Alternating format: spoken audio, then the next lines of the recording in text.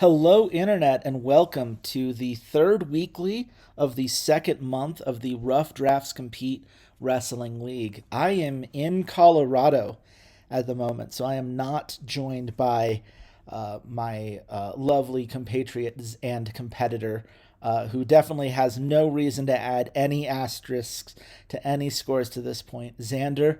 Nor am I joined by Walter or Eduardo. I am here on my own, but I am recording this because with the holiday coming up, I wanted to make sure everyone had as much time as possible to adapt to the weekly show that we have planned. The big pay-per-view that should be happening on December 28th. Very excited for that stream. It's going to be the first gold pay-per-view that we've done in this competition. So I have everyone's card, and I'm going to do my best to sell these matches and uh, to make sure I click the right buttons ultimately. We're going to start with the person who is currently in last place for the weekly shows and work our way up. This will determine, because this is the third and final weekly show of this section, this will determine who gets the point for this interim period. And we will have a total score to look at the end of this one. So let's just jump right into it. Walter is up first. The Sanford Wrestling Alliance is currently at 8 total stars across the 2 weekly shows, but definitely significant improvements compared to where he was during the first weekly shows. And I think he's got quite the card for y'all tonight. So let's jump on in. We start with a match that maybe not as much hype around it. These are just two good wrestlers in Heizo Ogawa, a guy who is a 3-3 wrestler with a lot of great traits, a character worker, knows how to get the most out of whatever gimmick you're going to throw his way, but someone who struggled a little bit. He had been given a match previously, felt like this was not a competitor on his level, and there was actually a morale hit, despite the fact that he won. So he's been asking for a higher level of competition, and Raka could be that guy. Raka is not quite a main eventer, but he's very close. And this is Raka trying to prove that he has what it takes to be in this kind of level of competition. Ultimately, I think it is no surprise to anyone that a guy who is on his way to being a face of the company is going to get the win here in Heizo. But he is going to be happy about it, which is a nice change. And it is going to be an over 4-star match, which this is significant, right? Obviously the popularity change on either side is not particularly big. You wouldn't expect it to be, given that there's no feud here. There's no gimmick in this match. But there is certainly a lot to take away from this, which is that you have two great wrestlers who put in some work, and now Heizo's in a good spot. He's feeling better about his place within this company. Raka maybe takes a little bit of a morale hit, but ultimately he's still very much on the verge of being a main eventer, and we'll have to see what Walter has planned for the guy. We move next. This is a greatest wrestler feud between Consequencia and Brooklyn Cambrille. Brooklyn Cambrille recently made her way up to main event status. She is a 26-year-old face, big match specialist, injury resilient, a natural leader, and the supreme deity of the Sanford Wrestling Alliance. But Consequencia is no slouch, right? She is also, from a stat perspective, same 3-2. She does have a little bit of a drug habit, but that hasn't popped up yet, so it's fine. It's not a problem if you use drugs, as long as they don't pop up in a random event that causes problems for you and the company. She is a workhorse who knows how to bring out the best in her competitors. And so, you could really see this going either way, right? Consequencia obviously would love to get a little bit more over, would love some momentum to maybe become a main eventer in her own right one day. Whereas Brooklyn's already very over with her gimmick, but maybe hasn't had that big win that tells people she is the superstar to watch, which is why I think Walter went with Brooklyn here. And look at that, a 4.5-star match. Starts the feud off right, gets a holy shit moment. Brooklyn reversing Consequencia's furniture, cursing at her and hitting her own.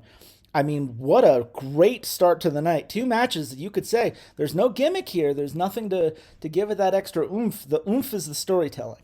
This has been Walter's argument from the beginning, and it's nice to see that really pay off for him here. We're going to get a video package about Kenzo Nai. Kenzo's definitely had some ups and downs during his time here. Someone who is obviously a very good wrestler, but has had a couple feuds in which, he hasn't always been the man on top. And so it's nice here that he gets a video package. Amelie Gonzalez continues to be the most consistent producer in our league. That is a +3 overness change, 15 popularity. The fans are eating it up. Another over 4-star segment from Walter. He is well on his way to this being his best card, which couldn't come at a better moment because we're right about to get into that gold pay-per-view. But right now, we have got a 3v3 tag street fight between the Lads and the Kingdom. The Lads, of course, have Ace Carter, and Vance Eagles, who are the two members of Neon Wings, a very talented tag team. These guys are always at their best when they are in tag or group matches, and have put out some bangers of a match. They don't tend to win, but they do tend to do really well, and bring out the best. They're the kind of matches that like everyone gets popularity, everyone gets overness. People just like watching them in the ring. And meanwhile, you have Parole on the Roll, who, as far as I can remember, maybe a little bit underutilized to this point. Valuable members of the Kingdom, teaming up with Bryce Sun here. They are also tag team specialists, Seb and Ryan. Parole on the Roll are a talented group of heels that maybe are getting a little bit of a push here because the Kingdom is going to win it. Now, this is what I was saying. It's a hot match. You see both sides gaining popularity, both sides gaining a substantial amount of overness. This is what you want from a match like this. Everyone is lifted up and doing better for it. And look at that. Chase is over with the fans. Walter has tried so hard to push Chase down on the card. I can't imagine why. I'm sure there are no ulterior motives or meaning behind the one wrestler that shares my name being someone that he wants to push down the card and use as a kind of beat-up stick. I can't imagine that has anything to do with it. But he has now become popular thanks to that hot match, that overness boost because it was a hot match on top of everything you're seeing here. That got him over the edge. So he is now, I believe, a 4-4, at least a 4-3, which is an incredible place for him to be. Does that mean that Walter's going to start giving him some wins? Something tells me not. But I'm proud of Chase, It's something that my therapist says that I should say more often, and I'm going to say it here. Congrats on the win, the Kingdom. We've got an event package here. Obviously, New Beginnings, the gold pay-per-view that Walter could not be more excited about putting on. Apparently, all of Amelie's time this week went towards the Kenzo Nai package. This was not exactly what you'd hoped for.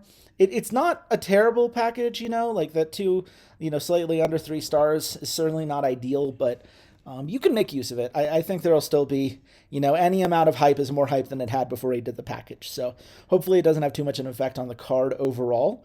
And it certainly helps to have a nice card when you have the tag team champions coming up right afterwards. A belt the week before the pay-per-view. This is new for Walter, but it is a big one here between Down Under and AR60. Down Under, some very nice faces in Matt Militant and Sean Torres, people who were great tag workers together and are 2-0 so far during their time in the SWA. I believe one of them is already over with the fans and the other is damn close. So they have really been putting in the work to get that reputation for themselves. And they're going up against Algenico and M60, also known as AR60. Some very talented heels, some workhorses, people who know how to shine in a big match. And the lights don't get much brighter than when a championship is on the line. But anyone who has listened to Walter on any of our calls, any of the casts we've done before this, knows he's not changing a belt during a weekly. This is going to Down Under. and the fans are happy with it. That is a 4+ star match again. Sean Torres is now over with the fans. That is a boost for him. That's going to pay a really nice dividend. And look at that. Sean Torres refused to give up as he crawled around for 2 minutes in Algenico's submission. That is his second holy shit moment of the night. And this is just turning into such a great card for the lads. 2 members of that group now hot as a result of tonight's matches. And you certainly love to see that if you are a fan of that particular faction. Shout out to Down Under, a well-deserved win. But Made in Japan are out in the ring, and they have announced Talia Adler is their new leader of the faction. This faction, of course, was made during last week's show. It's got some of the best female wrestlers that this company has. They are, as well as just a nice mix of talented people who are ready to prove themselves. And Talia, I mean, you can see it here, right? She is ready to guide this faction to the top of the company. And look at that, even with a producer negative, that is a 5-star package. That is 20 popularity for that faction. That's a 3 overness change. That gets Kenzo Nai over with the fans. When you combine that with the package he had earlier, you can tell Walter's got plans for Kenzo. Walter has plans for Talia. Walter has plans for Made in Japan. And oh boy, do we have some fun stuff to look forward to with that faction. This has really set the stage. But of course, we have Axel Dust versus Assassino in a LMS match, last man standing.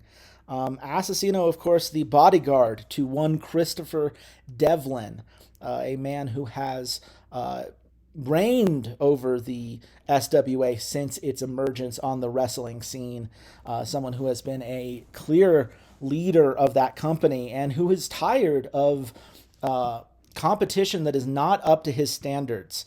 And after beating Axel Dust last week for the second time, he's thrown to Assassino like, look, I need you to crush this guy. I'm done putting up with Axel Dust. I'm done believing that Axel Dust, this upper mid-carder, this 3-2, who's not even over with the fans yet, he's not even popular, really? You're telling me that this guy is the guy that I'm meant to be in the ring with? Nah. Go do something about it, Assassino. Go make sure that this guy doesn't have any delusions of grandeur about challenging me ever again. That's the idea.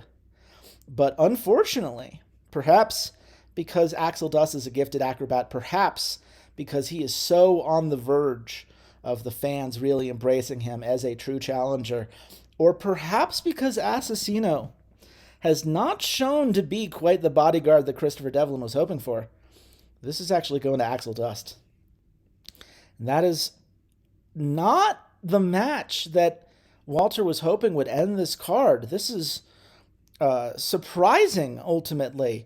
It looks like the LMS match effect decreased the hype for this event. Perhaps it's because it's the first time this wrestling promotion has ever done a last man standing match. It doesn't seem to have clicked very well with the fans, unfortunately.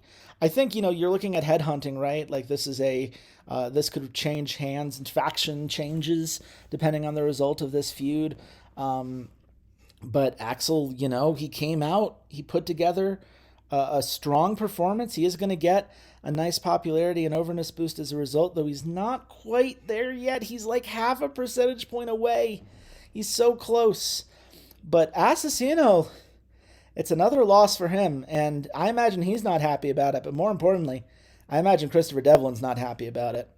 So we're going to have to see how that pays off at the pay-per-view. But for now, that is going to be 4.25 stars for Walter. That is indeed, I believe, ties himself for the best weekly he's had. Brings his total weekly for this set of 3 between the second pay-per-view and this one to 12.25. That is a lead that he will carry for a couple minutes, we will see. Maybe a little more, depending on how Xander's card does. But, ultimately, Made in Japan are hyped. Their members are hyped. The lads are hyped. The packages went really well. I think it is unfortunate that this last match, just trying something new, didn't seem to work out. But I think Walter's in a very good spot to build off of this. And when we get to the next set of matches at that pay-per-view, I think he's going to be very happy with where he ultimately ended up. But we are now going to go to the man who's currently in third heading into this weekly show, Xander. The Glory of Legends League is one that is not used to having to play catch-up. But, due to a number of circumstances, perhaps a lot of very high-impact gimmick matches that really wore down the fatigue of some of these people, he has had some cards that haven't quite worked out the way that he wanted to. At 8.25 across 2 shows is a respectable effort, but it's not what Xander has been used to. It's not what the Glory of Legends League tends to accept. So he's got one heck of a card here to try to turn things around and get himself back in contention for a point. And it starts with a 4-way last man standing match between some of the people at the bottom of his card. We're talking about the lower mid-carder, Sinister Tengu, Aiden Astral, Bruno Henderson, who is a jobber. He's a jabroni, if you will, but a very talented one. And, of course, Dietrich Mullen, who is so close to getting out of the bunker of the lower mid-card and becoming something that could really set the world on fire and put that current 4-3 skill to the test. Now, unfortunately, it's a little bit of a mirage of a 4-3 because he is at 74 overness. As those of you who watched the last weekly will know, after a faction feud went a little stale, didn't have quite the ending that Xander was hoping for, there was an overness decrease to a bunch of people, whether you were on the winning side or not.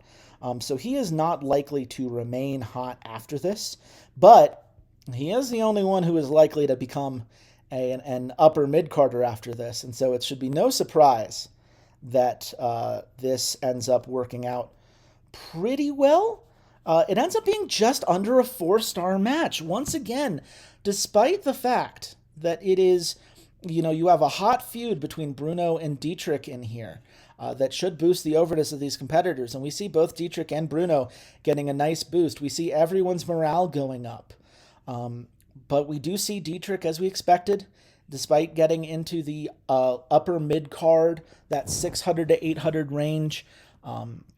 He is unfortunately not going to be getting the overness bonus until he can get a little bit more behind him. He is close now with that 5.5. He's at 79 and some change. So he is on his way towards being that guy again. But just like Walter, we are finding those last man standing matches are hard to pull off. There's a difficulty curve that we are seeing, and that decreased match effect is something that, hopefully that experience pays off. And, at the pay-per-view, we see better versions of this. But it's definitely something people are going to have to think about. But, what is this? It looks like Kenny Diaz has been kicked out of Burn It All Down. Look at that 5-star segment. Look at the popularity bonus for Burn It All Down. The overness change. They are done with Kenny Diaz. Kenny, not over with the fans. Probably wasn't going to be over with the fans because Burn It All Down has struggled. They were part of that feud. They did win the feud against the Band of Brigands, but unfortunately, again, that overness. Kenny was always on his way out. Krieger, unfortunately, not being there as well. But at the same time, Sebastian Chaos should be right on that verge. I think he actually might have saved himself with that because the bonus for a hot segment for the faction did a lot to mitigate some of the negativity. And you also see, Black Bull's gimmick progressing, which is great. Removing a member does hurt the experience of the group, the reputation that they feel that they need to remove a guy like Kenny Diaz. There is a slight hit there, but you see from the popularity boost and you see from the overness change, who cares? It's Kenny Diaz. This fans loved to see it. Burn It All Down will be stronger without him, and they're excited to prove it moving forward. But first, we have a triple threat ambulance match between Gavin Evans, Matt Payne, and Xander Cage. And what a match this is set to be. I'm just going to do a little bit of adjusting here, folks. Hopefully that does not screw with the audio. If it does, I'm very sorry. We're looking at Xander Cage, of course, the Painted Warrior. Hasn't gotten a win yet, but he's a talented young heel, someone who is very excited to get that first opportunity, a real win under his belt. Matt Payne, of course, has been another guy, hasn't gotten a win, but he is a 3-3. And, you look at him as someone that could climb, could become a main eventer one day if Xander thinks that he's worth it. But Gavin Evans, the Heartbreaker, is in the same spot, just a little bit more over. I mean, honestly, you could look at them, and there's not a huge difference, except Gavin Evans has fewer losses to his name, is slightly less fatigued, and ever so slightly over. They're both great competitors. I don't think there's any doubt that both of them would do well if given an opportunity here. But at the end of the day, Gavin Evans is getting the win. That is going to be a nice 4 and some change match. This is what you're hoping for. Xander Cage maybe not loving the fact that he keeps losing, but a lively start certainly helps. And the ambulance, see, that went well. You can tell he's put in some time for the ambulance matches, and that is starting to pay off. That experience leading to a nice little effect there. So shout out to Gavin for a win. I'm sure he's very happy to be in that spot moving forward. Now, we move on to Bone Soldier, Guy Joe Jade, and General Hayashima in a triple threat street fight match. This also, I believe, starts a new faction feud between... does it start a new faction feud? I'm seeing the popular... Yes, Burn It All Down and For the People. Burn It All Down is not satisfied with just having removed the band of brigands from this company. They are now going after For the People. They want everyone to know that they are here to be a force. They do not tolerate mediocrity, and they're not happy just being good. They're going to be great. They're going to be the greatest. That's their plan, and they're here to prove it. And Bone Soldier, I mean, what a performer, right? This a guy that maybe hasn't gotten a win yet, but a 21-year-old heel with 4-4 stats and all the kind of abilities you would want from a guy. Of course, Guy Joe Jade, For the People, a great competitor in his own right, a ring general, a workhorse, a gifted acrobat, and someone who also 0-5, someone who has put in a lot of work, taken a lot of L's, and done it in stride. That 98 morale just shows, right? He's happy to be here. He's happy to put in the work. He's happy to put the other people in the company and the company as a whole above himself. General Hayashima, of course, also quite the leader. Someone who is not quite a main eventer yet. And I think there is an argument to be made that perhaps putting a guy like General Hayashima in this position could be a huge bonus, right? Giving him a chance to become a main eventer like Guy Joe and Bone Soldier could be the big push that he's been waiting for. But this one's going to Bone Soldier. Bone Soldier is here to give a big push for Burn It All Down. And look at that 5-star match. A hot match if ever I've seen one, and one that I imagine is going to start this faction feud exactly the way that Xander was hoping for. That's a 148 start, ladies and gentlemen. You'll love to see it. Just everybody wins in a match like that. A lot of fans tuning in. And of course... you see our first holy shit moment of the night, Bone Soldier kicking out of General Hayashima's finisher, trying to get up and asking to be finished off. You love to see it from Bone Soldier. It's a big win for him, and obviously is going to feel pretty good for Xander's bank account as well. But, of course, we do move forward to the Women's Lightweight Championship. This is a match between Korusaru and Heika Imoto. Korusaru has been one of those competitors, and obviously just 1-4, but she got her win most recently. She is on the come up, if you will, and it's easy to see why. Big match specialist, gifted acrobat, a ring general, someone who knows how to get the most out of every opportunity she's given, and certainly has so far. A great worker and a great main eventer. But of course, Heike Imoto, I mean, she's not a face of the company yet. But yet is the operative word. At 991 popularity, she's clearly on her way. She's clearly putting in the work to get there, and is someone who is beloved by the fans. Bill has done a great job as a champion, and of course, there's no reason to take the belt off her in a match like this at a weekly show. It is going to be 4.5 stars. It does not, unfortunately, give a holy shit moment, but you're continuing to further the belt. And if we look at that experience over here, that women's lightweight championship could be a silver star belt sooner rather than later if we see a Heika run continue to push this way. And most importantly, at 1,007 popularity now, Heika is officially in face of the company range. If she can keep that for 6 months, she is going to be one of the most the person that people think of when they think of glory of wrestling.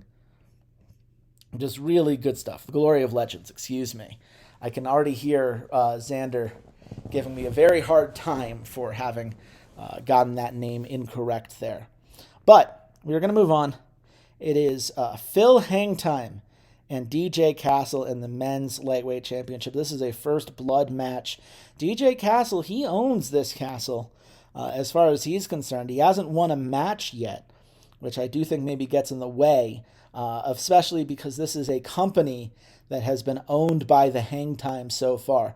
The Hangtimes do not lose, have not lost. It is rare that they've even shown weakness when they've been in their natural habitats. It's why they have 2 belts and a tag belt, 2 individual belts and a tag belt, 3 belts total under the Hangtime name. But I mean, it's easy to see why. Phil Hangtime, he's an 18-year-old heel, 4-4, perfectly over with the fans, perfect morale, 951 popularity, someone who has a real chance to be a main eventer and maybe even challenge Johnny Hangtime to be the face of this company someday. It's going to start with a win here. It's going to be another 4.5 star match.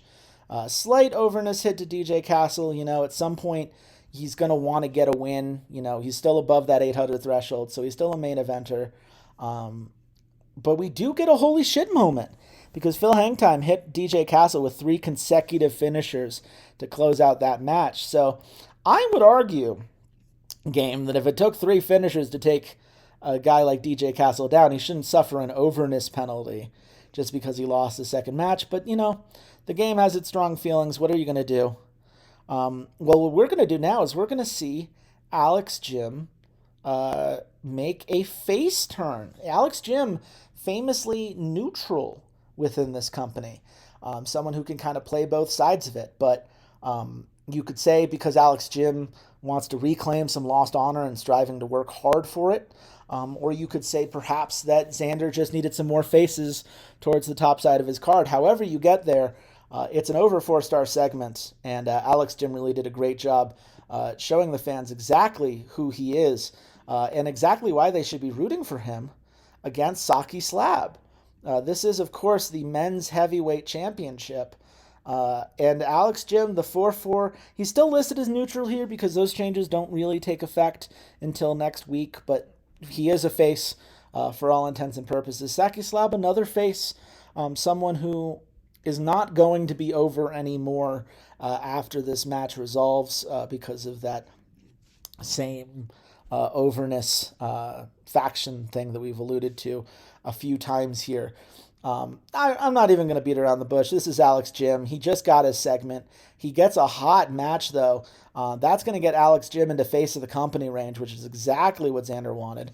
It's over 4 stars, which is exactly what Xander wanted. Saki Slab may not be over with the fans, but that hot match mitigated the damage, made it a lot more likely that Saki Slab gets over again in the near future if he could get a couple wins underneath him. No holy shit moment. That we are done with holy shit moments on this card. But that is a 4.5-star card for Xander, which is his best of this particular string. So he is going to end with 12.75 points, which puts him in the lead for now. But of course, we do have 2 more competitors who are going to come out tonight. Well, after a quick readjusting of my placement for the sake of my legs, I was in an uncomfortable sitting spot earlier, but now we are on to the third card of the night. And you will note I am up right now. Eduardo, with his last show, I went back and checked. He has gotten more fans than me during this period. And so in the case of a tie, I believe he has the tiebreaker right now. I will verify my maths when this is done, but right now, he and I are tied with an average of a 4.5-star card across both. We both have 9 stars going into this final weekly show, and we're both very much looking to secure a win before the pay-per-view. Me, because I currently have 2 points, and I would like to have more points. I'd like to solidify myself as the competitor to beat in this competition, and Eduardo, because I have earned the position of his mortal enemy with some of the misclicks that I have made. He has gone through the adversity, and oh boy, does he deserve some points. So let's see if I can continue to play heel, or if he can overtake me with what he's got as we get into these last 2 cards of the night. And it starts with a tag street fight match between Overflow and Shooting Stars. This is obviously, as I have explained the last couple weekly shows, this is all factions all the time heading into this first pay-per-view. We did for the kingdom. We did for the power. This is for the glory. And this is all women tonight. There's no men to be found because it is time for the Scourge of the Underdark, the heel faction. And this match represented by Overflow, Kai Hong Ki, and Hana Rukawa, who is back from her injury. Welcome back, Hana. She had been out for about a month due to a bruised wrist, if I remember correctly. Meanwhile, the Shooting Stars, Malachi Bronson and Sion Orion, are representing the Sky Sentinels. Overflow has yet to secure a win. The Shooting Stars have kind of been a women's tag to beat. Isn't, outside of our title match, of course, and we'll get to our title contenders, but in that next kind of level below the Keepers of the Realm belt, these two have been battling back and forth. And while Hana, obviously, we love having her back, we're thankful that she's back. This is a tag, maybe not the best workers compared to the Shooting Stars, and I want to see the Sky Sentinels be rewarded. And oh my goodness, that is not what I was hoping for this match. Street Fight decreased the effectiveness despite being a gold star. I'm starting to understand how Xander felt, but oh boy, is that a just over 3-star match between these two talented stables, right? These are, they're not, the main eventers by any means. We've got that tag coming up, but these have been solid competitors. They've turned in good matches before. This is just an off night, and you hate to see that when this is the first match that is determining how strong this For the Glory feud is. This gave nothing for the feud, and it's now going to come down to the rest of the card to salvage it. Well, we move on to a 2v2 between the Sky Sentinels and Scourge of the Underdark. We have Briar Allison, who has been feuding for one of the women's belts very regularly. Briar is has been going back and forth against Ariana Black who is not in this match. Ariana, we will see later on in this card, but she is teaming up with Sumi Kabaya, another very talented face in this company. Both of them big match specialists, love their gimmicks, love to bring out the best of each other, and are beloved by the fans. Meanwhile, you've got Tijuana King and Kagetsi, two people who are certainly on the verge of making that push for themselves. You can see the 78 average overness. I believe Kagetsi is over and Tijuana King is not. But they are great workers. They're ring generals, big match specialists. They know how to shine when the pressure is on. But for this one, I have once again given the Sky Sentinels an early lead. And here we fucking go. Here's the hot match I was waiting for. It doesn't make the feud hot yet. We haven't quite gotten there, but we do get a holy shit moment. And because I leveled up my submission, I've lowered its cost moving forward, and I got a loser leaves match, which is quite the gimmick match. It takes someone out for a good amount of time, just removes them from the card in order to get a big hype boost for that initial match. I don't know how much I'm going to be using it, but I do know that a near 5-star match is exactly what I needed to start getting some more hype behind this faction feud, some more hype behind people like Tijuana King, and give both of these factions a little bit more to work with. You could see the gain is relatively marginal because that first match really does do a lot, but it's something, and I'm not here to reject a holy shit moment. Briar Allison hitting Kagetsi with that headbutt. You do love to see that. You also love to see Tilly Cooper and Skull Tabaka. This has been an only monster heel versus heel feud for a while. Tilly Cooper, of course, the only heel that is in the Sky Sentinels because she started this journey as a face. She ended up making a heel turn, an authoritarian patriot, rather than the more beloved patriot that she had once been. And oh boy, have the fans been eating it up.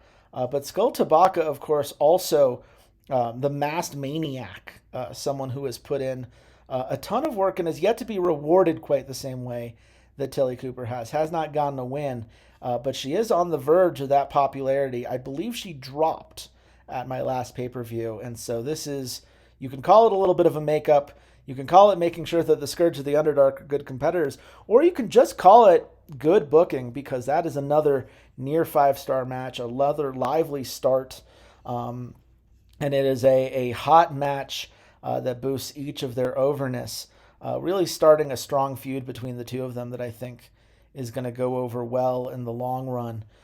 No holy shit moment despite the first blood angle here, but both competitors getting a substantial boost, and it will not take long before Tilly Cooper is a main eventer, just like Skull Tabaka is now back to being a main eventer. But of course, we have a new gimmick for Viuda Negra, and it did good, which is better than where she was. The frightening voodoo gimmick that she's put out, maybe fans a little bit apprehensive at the moment. Understandable, because, maybe not the most charismatic performance, and our producer does not help. Gus Sanchez spent too much time in that dumpster where he hangs out with, Xander's producer too often. But it's still better than what she had. And for that, I am thankful, even if it was not exactly what I was hoping for. Now, here's a match I wish I could be a little bit more hyped by, because we have in Jade Empire, Kaio Jade and Mistress Jade. Mistress Jade, of course, has gone on, done some great singles work, and in an elimination match, she's someone who you could carry a 2-on-1 if things were going well. Simply from the raw talent that she has, the raw charisma, the raw performance that she has. Unfortunately, Kaio Jade is throwing a bit of a fit, because for those of you who did not see the immediate aftermath of the pay-per-view, Kaio Jade got caught being a jerk backstage, stealing some things from some of her coworkers, and she was found guilty in wrestler's court, and as a result, she's turning her tail and getting ready to leave. She's done. She does not want to be redeemed. She does not want to work for it. She wants to take the easy route and get a fresh start elsewhere where she can go be a menace to some other company. And I don't think I'm being subtle about how much I resent that, because I paired her with someone who is so strong in Mistress Jade. And, there's a world in which, they could be taking out the Keepers of the Realm here. Ihakai and Davida, both great performers, certainly, but performers that have gone on to do some other stuff. There's uh, I believe, the Chosen Ones trio. Um, when you look at that, Davida, she's already a belt holder. She doesn't need two belts. I would be happy to take a belt off of her and give it to someone like Mistress Jade, who has a little bit more freedom. But I mean, ultimately, Davita's earned it. Hakai has earned it. They've put in a lot of work, and Kaio Jade deserves nothing. So I'm thankful here that um, this is a 4.5 star match. It doesn't seem to have had a penalty for unhappy workers, because Mistress Jade kind of hammered, I guess, balanced out Kaio's bad attitude. It's certainly a nice one for Flying High. Their overness boost is great. You hate to see the overness change there, but Hakai is now officially over with the fans. She's going to be, I believe, a 4-4 moving forward, and she speared Mistress Jade through the barricade. It was a shocking match for both I and Davida to make it to the end. You usually see this as a 2-2, but that moment, throwing her through the barricade, getting the elimination there, meant it was a 2-on-1 against Kaio Jade, and Kaio ain't doing shit. So a great win for Flying High, and something they're going to be happy with. So you could say, outside of Skull Tabaka, it has been a good night for the Sky Sentinels, but the Scourge of the Underdark are not done yet, because they have Alana Elise, the one face in the Scourge of the Underdark, the face turn that we got as she joined the Chosen Ones and earned that trio belt. But she is joined by Viuda Negra, who just got her new voodoo gimmick, and Ariana Black, Make 'em See Black, one of the best female performers in our organization. And of course, she's going up against Wendy Blank. And this has got to be tough for uh, tough for Alana Elise. Alana's somebody who would love to be part of the Sky Sentinels, would love to team up with the Denise Watsons and Westons and Wendy Blanks of the world. But Duca here, another incredible performer, both as a single and as part of the Chosen Ones Championship. We're seeing people from we're seeing two Chosen One competitors on this side, and we're seeing a lot of people who would love to get over, but have currently been on a downswing, needed that new gimmick. Alana still trying to figure out her place, but it's Ariana fucking Black. And that's why, despite the fact, anyone who's been following this knows, I do not tend to give losses to the Chosen Ones, because I have a mandate from corporate. They need to be main eventers. They all need to be faces of this company. They need to be the people. That's why they're the Chosen Ones. But Viuda Negra needs a win. Alana Elise deserves a win. And Ariana Black does not fucking lose. And look at that. Over 5 stars. Worked with the crowd. There was some blood. Starting to go crazy. We're seeing Viuda Negra get another boost here. A hot match between the two of them. Alana Elise's gimmick is even not terrible anymore. It's finally starting to win over some fans. And you look at that unsanctioned effect bonus. Viuda Negra refused to give up as she crawled around for 2 minutes in Denise Watson's submission. So that's my third holy shit moment of the night, which is good because I spent up for this card. This was a 3v3 unsanctioned match, and they really delivered. A boost for everybody across the board. Everything I could have hoped for from that match. Now, I did my promotion for the pay-per-view last week, so this is just a main event package for One hell of a match. This is the Sorceress Supreme Championship. Lorena Lucier, the next best thing. A gimmick that you can really read two ways, but she has been incredibly solid. A strong competitor, a clear main eventer, 4-4, just 22 years old, charismatic, and knows how to really get people invested, versus Emu Amikio, who is on her way to being a face of the company. A 4-4 in her own right, has held the Sorceress Supreme Championship since the beginning. And it's there's no need for a gimmick with this match, right? Because we know these two competitors know how to bring their best.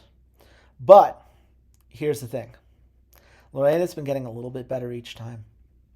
And so this time around, it's going to take... I originally wrote DQ, but I think I'm actually going to go with... I think I'm going to go with DQ.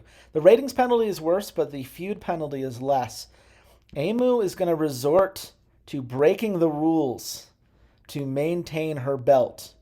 So Lorena will take a mild hit to her overness, and she will actually fall out of range of being a main eventer, which is a real fucking bummer. I thought that having this be a dirty win for Emu would be enough that people would realize that Lorena was a real threat, a real competitor to win this title. But that's the risk I took, right? The DQ was always going to hurt, and it certainly did, more than I was hoping for. No meaningful effect there. Just overall, obviously there were a couple good matches, a couple things I'm very happy with. I'll take that 3v3 match any day of the week. But yeah, it's going to be a 4.5 star card. I'm happy with it. It's been consistent for me. This is my third 4.5 star card during this period. It puts me at 13.5, which is currently in the lead. But Lorena losing as much as she did here could put some things in a little bit of a weird spot at the pay-per-view. And those couple matches that didn't quite work out, this could have been a game changer. And instead, it's just good. And to be honest with you, I wouldn't usually be worried about that. I would look at a 4.5, 3 weeks in a row, and I would say, I've got this week in the bag. I'm feeling consistent with the work that I've done. I'm feeling good about the state of my wrestling brand. But Eduardo is hungry, man. You could see he's only got 322 creativity points left. I think this is the most expensive weekly card that we've seen in this competition. Eduardo's not fucking around. Coup de Grace is coming up next week, and he wants a point on the board. He wants to prove that no matter what setbacks he throws away, no matter what difficulties end up being part of this journey, some of which he's just had to roll with some punches from some misclicks and some unfortunate game mechanics. But in this case, he is ready for it. And we're going to see if he can pull off more than a 4.5 star card, if he can take the title here and put his first point on the board. And it starts, this is our men's Gold Rush briefcase holder contract match, an ambulance match between Requiem Avilo and Adriana Cicelli. These two have been feuding back and forth for a bit now. Requiem, a legit murderer, someone who's well over with the fans, hasn't quite gotten a win yet, but is still very popular, on the verge of becoming a main eventer. But you look at Adriana Cicelli, sometimes people just like a guy with a guitar, especially one who's as good of a wrestler as he is and is as charismatic as he is. So it's no surprise here that he's going to keep it. And oh boy, is that a nice 5-star match. And one that continues to bump Adriano up the card at a minor cost to Requiem's popularity. I mean, that's one hell of a start. You love seeing a 5-star match there, and he's going to hope to continue to ride that momentum. And we don't let up in this card, folks. It is a tag steel cage match between the Corazones de Lucha and the Poker of Pain. two duos that have done some great work recently. Vincent Gabriel and Hart Jones making up the Corazones de Lucha. Some gifted acrobats, tag team specialists, know how to show up when the pressure is on and are on the verge of getting truly over with the fans. Poker of Pain, of course, Jack Azrael and Kenneth King, they're already there. They're already one of the tag teams to beat, one of the fiercest tag teams that professional wrestling in this league has to offer. They take no prisoners, and they're very happy to put on a show. So it should be no surprise that Poker of Pain continues to do that. And look at that. That is a hot match. Hart Jones is starting to get over with the fans. No holy shit moment. And we should track that because this was an expensive card from Eduardo. He's really hoping that these gimmicks he's throwing in are going to give him some points back. But at the very least, with a lively start and a little bit of blood, that is a near 5-star match and a very strong start to this card. But of course, we have a video package about the League of Extraordinary Ladies. This is to hype up the new feud, the new faction, I should say, that he formed last time around. Unfortunately, Vince Bailey seems to have gotten a little bit into the Baileys, if you know what I mean. That is not the video segment that Eduardo was hoping for. A little unfortunate. Hopefully, it still gives a little bit of overness and a little bit of popularity. So, not the worst thing in the world, but definitely not the hype package he was hoping for from them. But it's okay because we move on to an unsanctioned match between Max Campbell and Ryuji Sakota alongside their legendary managers, El Arcangel de Fuego and El Tigre de Neon. And I mean, this is one of those feuds we've seen. Max Campbell so far has had the edge, but it's not been by much.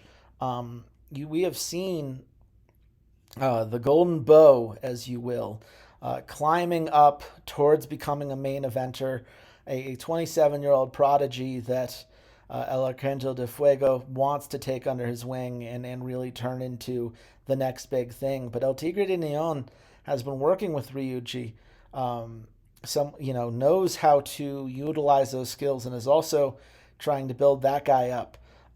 You can see this unsanctioned match. There's a lot that both sides are going to be bringing to the table, so much so that Eduardo has left it to fate to decide, and Ryuji is going to get revenge and get a nice 4.5-star match as a result. A little bit of a morale change for Max. He doesn't like losing after he just won, but he's got a little bit of morale to spare, and Ryuji certainly needs a little bit more of that popularity boost. They're basically at the same spot now. Some great form from them. Again, no holy shit moment, but it's still one heck of a card. And it's still has been very consistent in the quality of matches that we've seen so far from Eduardo. So we have another unsanctioned match. Eduardo very much trying to get that experience up, trying to get to a silver star before this pay-per-view. We have the Gambler versus Matthew No. Matthew No, he is the here and now. He is a 3-4, incredibly charismatic. The fans love him. He's on the verge from that popularity perspective. He is a lower and upper mid carder ever so slightly, I should say. Gambler, of course, someone who is also a 3-4, also very charismatic as a gambling addict. Who doesn't love a gambler, right? Lord, I was born a gambling man is a popular song for a reason. But a 20-year-old heel hasn't gotten a win yet. That changes tonight. And look at that. It's a 4-star match. It's his lowest so far, which is to say, still a very good match. But we are going to see, again, unsanctioned goes up, cost is decreased, but no holy shit moment. It's just a very solid match. It furthers Gambler. He's getting closer and closer to being a main eventer, which I think he'll do a great job of. But obviously, Eduardo was probably hoping for just a little bit more. We do have an event package. And again, Vince Bailey is just letting Eduardo down here. It says that he's already done this. Is that true? Had he already run this segment before? I did not realize that this was a segment he had already ran. I could have sworn this was his first time doing this event package. I'm shocked. This is not a mistake that Eduardo typically makes. Um, but here we stand. It is unfortunate, obviously. Um, but yeah, this is the second time. He chose it both times. I have checked my notes. This was not me screwing up. It would have been 85% effectiveness, but because the fans were already hyped for the event, the effectiveness is minimized, and that's 2.5 stars. I hope, unironically, taking competition aside, I want to win, obviously, but I don't want it to be because a video package got selected a second time and no one caught it. That's not how I want this to go. So I'm hoping that his next couple matches can make up for that. And of course, we do have two more matches left on this card, and they are both Iron Man matches. Eduardo is going the distance with this card, and we see Amber Manning versus Suki Akiyama. Amber, a former volleyball player, someone who is still climbing up the charts, wants to be that main eventer, has had some very good matches with Suki, though she has yet to secure a win as part of that feud. She's at that 67% overness. It'll take some work to get her there, but she is someone with some potential in the long run, especially as a 23-year-old face.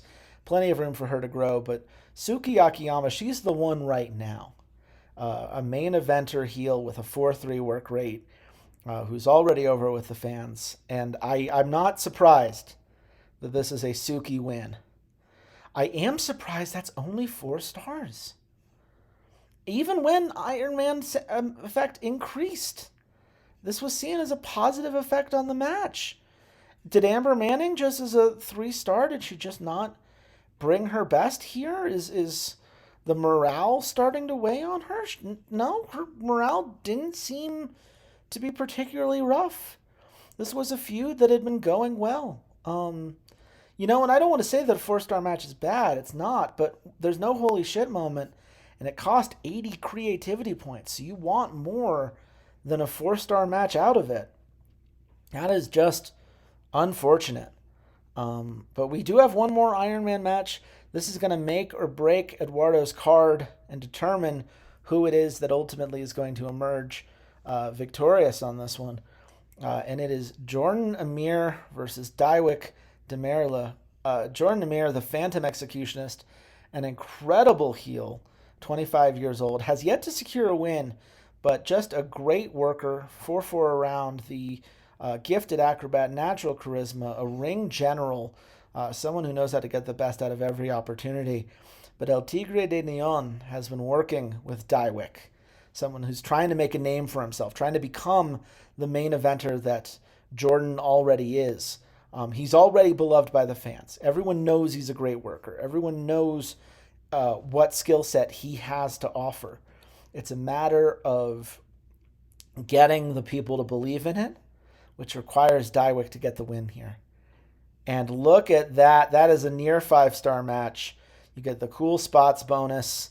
Both wrestlers getting a popularity boost there. It is a hot match. The Iron Man effect did increase it, and it did level up the match so that it gets a better rating boost for the future. But unfortunately, there is no holy shit moment to be found in this entire card. The luck here has been really unfortunate for Eduardo ultimately. He is going to get 68 points because this is a 4.5-star card. It was by no means a bad card. It is going to tie him with me, and we are going to have to get into the fan totals here to determine who it is that ultimately gets the point. It could not be closer. But man, oh man, you just have to wonder, right? A couple different roles and a holy shit moment here or there. Maybe not doing the event package for a second time. And I think given how this started, it really felt like he had it. As we look here, Wednesday Night Triumph is the one that gains fans. We had three 4.5-star matches, so it's no surprise, of course, that we see the the biggest gains go to Xander. He's obviously going to be thrilled that he is back on top from a fan perspective, even if it is too late to ultimately get the point this time around. But you're also looking at some great 9.6K fans for me, 8.1K fans for Eduardo, and Walter. It's tough, man. I don't think he had a bad card by any means. I liked a lot of what he did, but I do think that unfortunately, this one doesn't quite pay off the way he wanted. And when everyone else is doing so well, even the smallest slip ups can be an issue here. So I'm happy to say that since this was first recorded, I have actually talked to the rest of our contestants, and we have all agreed that this is going to be a tie between myself and Eduardo. We're not going to worry about fans because that is a number that has been questioned in a few different cases. This is purely going to be Eduardo and I taking a half point each in our weeklies competition because we both got the same star scores. Now, this will only apply to the weeklies. We're not going to apply this to the pay-per-views because those are, who wins the night kind of moments. But for these weeklies that are about consistency, we want to reward that, and we don't want to punish it based on, an arbitrary metric like fans. So congrats to Eduardo. He and I each getting a half point on this one. So, are you rooting for the Campeonato de Luchasaur and their coup de grace event? Are you looking forward to Glory of Legends Gates of Eternity pay-per-view? Maybe you're looking for the Stamford Wrestling Alliance's New Beginnings. Or maybe you like your magically enhanced wrestling and are excited for Mana Unleashed. Let us know in the comments who you think is going to win. And if you're seeing this before the holidays, happy holidays, everybody.